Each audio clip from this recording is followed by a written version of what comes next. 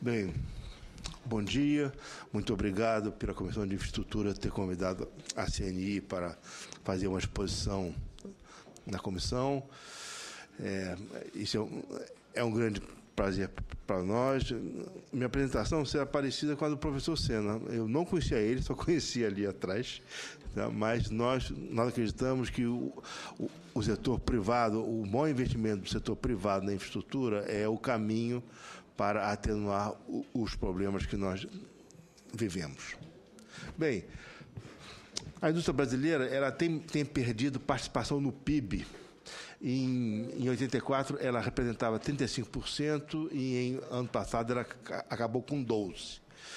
Isso é uma tendência mundial de a indústria ir perdendo participação no PIB, mas no Brasil isso está acentuando muito, isso está muito acentuado.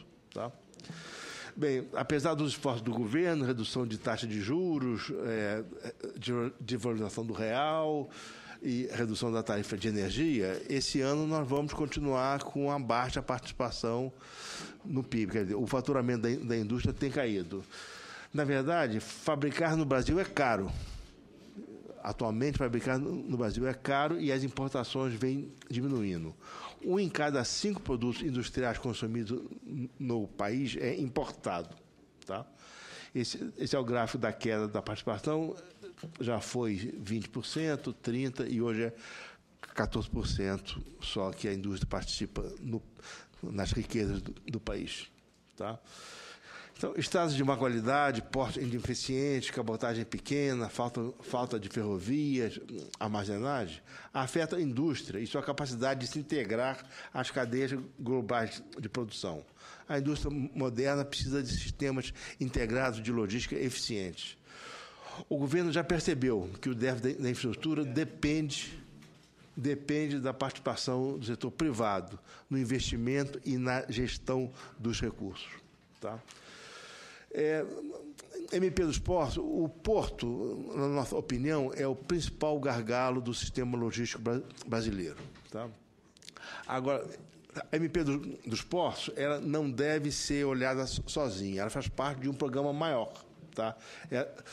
Foi lançado no ano passado o PIO, que tem um programa ousado de investimentos de concessões em rodovias e ferrovias, os leilões dos aeroportos, a MP da energia elétrica, a MP que trata dos portos secos e a nova lei de PPPs. Então, o novo marco legal dos portos deve ser olhado nesse conjunto que o governo está tentando enfrentar de frente o problema da infraestrutura no Brasil. Tá? Ainda está faltando cabotagem, gás natural e saneamento básico. Tá? Modernização para esses setores. Tá? Bem, o Brasil investe pouco em infraestrutura. A China investe 7% do PIB, o Chile 6%, a Índia 5%, o Brasil tem investido em termos de 2,1%. 2,1% dá cerca de 82 bilhões. Para nós começarmos a reverter o déficit de infraestrutura, nós precisamos investir cerca de 5% do PIB. E isso dá 220 bilhões ano. Então, nós temos um déficit de 120 bilhões por ano de infraestrutura, e esse déficit vem se agravando a cada ano. Tá? Para você ter uma ideia, os recursos do CIAF, quer dizer, o governo federal investe, em média, 40 bilhões por ano em infraestrutura. Quer dizer, nós estamos muito longe isso é só o governo federal, tem as estatais, estados, municípios. Tá? Mas nós estamos muito longe dos 220 bilhões. Então, não tem outro jeito. Nós temos que investir, nós temos que chamar o setor privado, tanto por investimento como para a gestão. Um dos nossos problemas no setor de logística é a falta de informação. Aqui, o Ministério da Agricultura americano faz ele faz um acompanhamento da soja. O senador Brairo Maggi deve conhecer isso muito melhor que eu, né?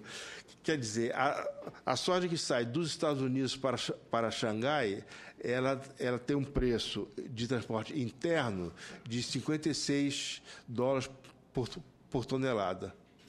Tá?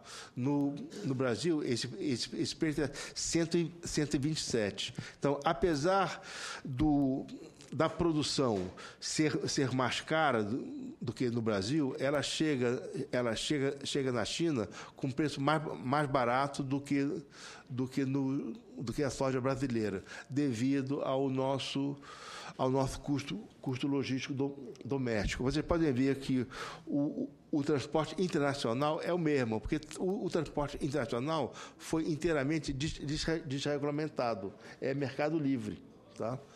Então, esse é um dado do Departamento de Agricultura dos Estados Unidos. Seria bom que a gente pudesse também ter esse dado no Brasil, mas nós não temos. Nós copiamos isso do site do Departamento de Infraestrutura dos Estados Unidos. Tá? Bem, as pesquisas da CNI, ela aponta que os principais gargalos na área de infraestrutura são os portos e energia elétrica. Energia elétrica já teve uma lei aprovada e os portos também temos uma lei aprovada. Estamos esperando a sanção que deve sair hoje. Tá? Nós imaginamos mais ou menos assim como é que se comporta a infraestrutura no Brasil. Portos é o pior setor, saneamento básico, rodovias, ferrovias, aeroportos, energia e telecomunicações. Quer dizer, o menos desenvolvido para nós é portos e saneamento básico. Nós temos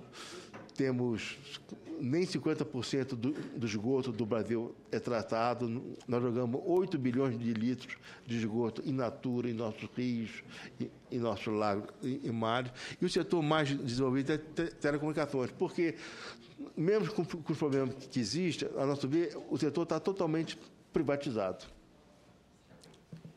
Tá?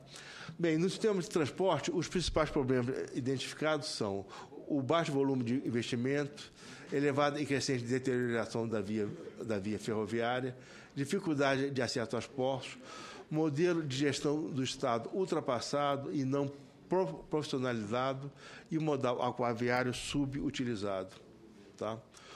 Como eu falei, os portos são o principal gargalo de nossa cadeia logística, e eu repeti a mesma informação do Fórum Econômico Mundial, que em 144 países os portos brasileiros ficaram na posição 135. Tá? Na verdade, nossos portos públicos eles estão cercados pelas grandes cidades. Tá? Isso é o desenvolvimento natural das cidades. Então, a saída que a medida provisória 595 fez, que o governo viu, é retirar as barreiras para o surgimento de portos privados fora da área do porto organizado. Tá? Logicamente que isso aí não vai solucionar o problema de curtíssimo prazo. Um terminal desse vai demorar 7, 8 anos para ficar pronto. Mas é o passo certo na direção correta de atenuar o problema, na nossa opinião. Tá? Bem, aqui está o fórum do ranking, que nós estamos 185. Tá? Aqui, porque tem um fato interessante. Apesar de todos esses problemas nos portos brasileiros, a movimentação tem crescido de ano para ano. Tá? Só recuou em 2009, porque teve a crise financeira internacional de 2008. Depois, a movimentação de contêiner no Brasil não para de crescer. Tá? Agora, nós temos que saber, nós somos muito pequenininhos em relação à movimentação internacional. O Brasil está aqui, o Porto de Santos está bem atrás dos grandes movimentadores de contêiner no mundo. Nós temos que ter ciência da nossa atomicidade em relação ao que existe lá fora. A movimentação de cargas, de todas as cargas, não só de contêineres, também tem crescido violentamente, apesar dos problemas. E só recuou em 2009 devido à crise de 2008. E mesmo sendo grande exportação de minério de ferro, e de soja, de milho, nós também somos pequenos em relação aos grandes movimentadores internacionais. Tá? E, agora, nós temos no Brasil, dos 16 grandes projetos no mundo na área de transporte, nós temos 5 no Brasil. Tá? Brasil, aqui nós temos o trem de alta velocidade, nós temos ferrovia Norte-Sul, nós temos o metrô de São Paulo, o anel ferroviário de São Paulo e a ferrovia transnordestina. Tá? Em portos também, dos grandes portos do mundo, nós temos dois no Brasil. São os novos terminais do Porto de Santos e o Porto de Açu, do empresário Eike Batista. Tá? Nós temos importantes saídas do Nordeste que vão diminuir a distância, entre aspas, do Brasil com o mundo. Que é a ferrovia Norte-Sul, que vai ser a espinha dorsal do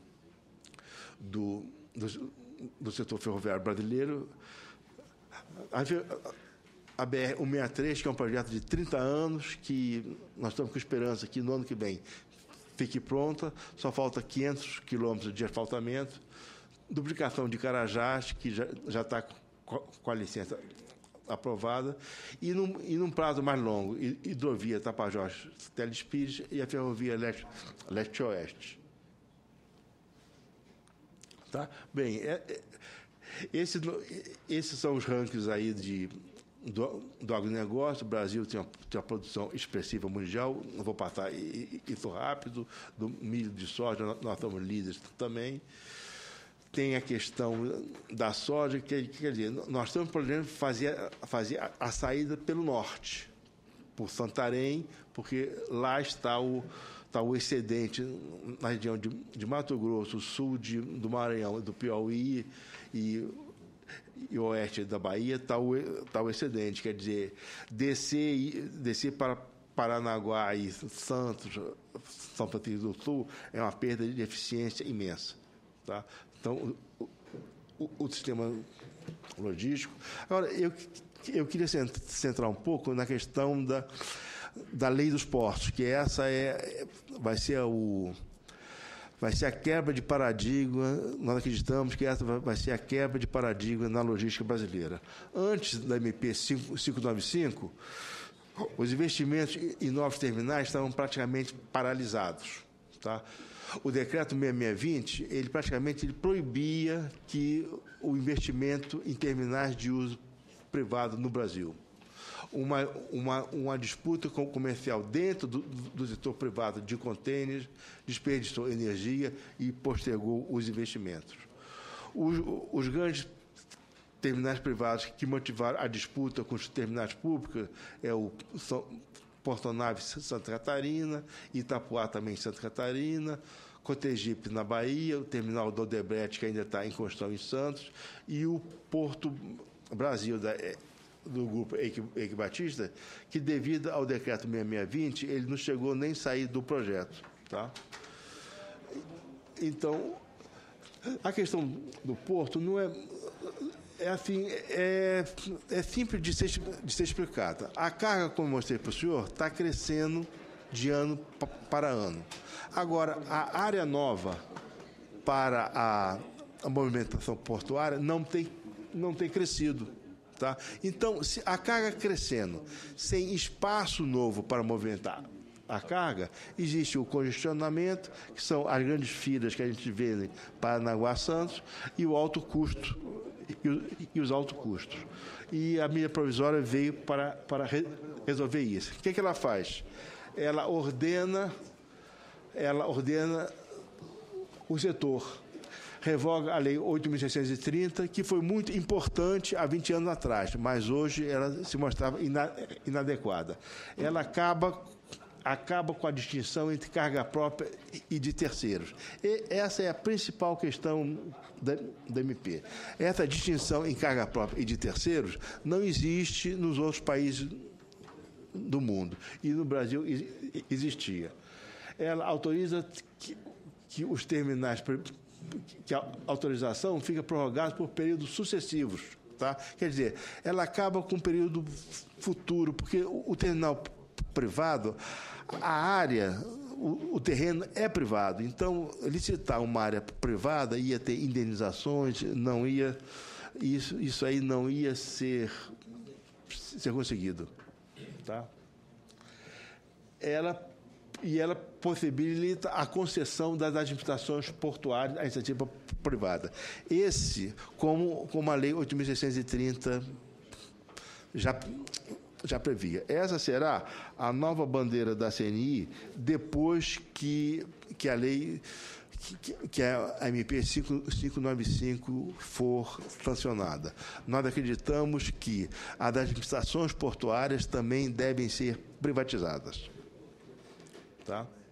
Então, bem, aqui eu falo da lei dos portos, tá? e da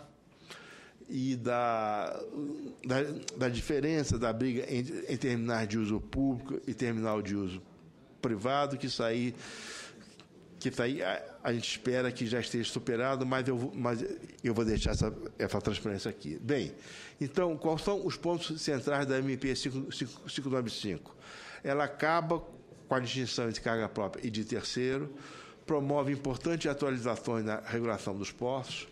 Muito importante, ela dá segurança jurídica aos 128 terminais privados existentes, ela harmoniza o conflito de interesse, o conflito comercial dentro do setor privado, e ela avança na direção de criar um ambiente favorável aos investimentos e à participação do capital privado nos portos.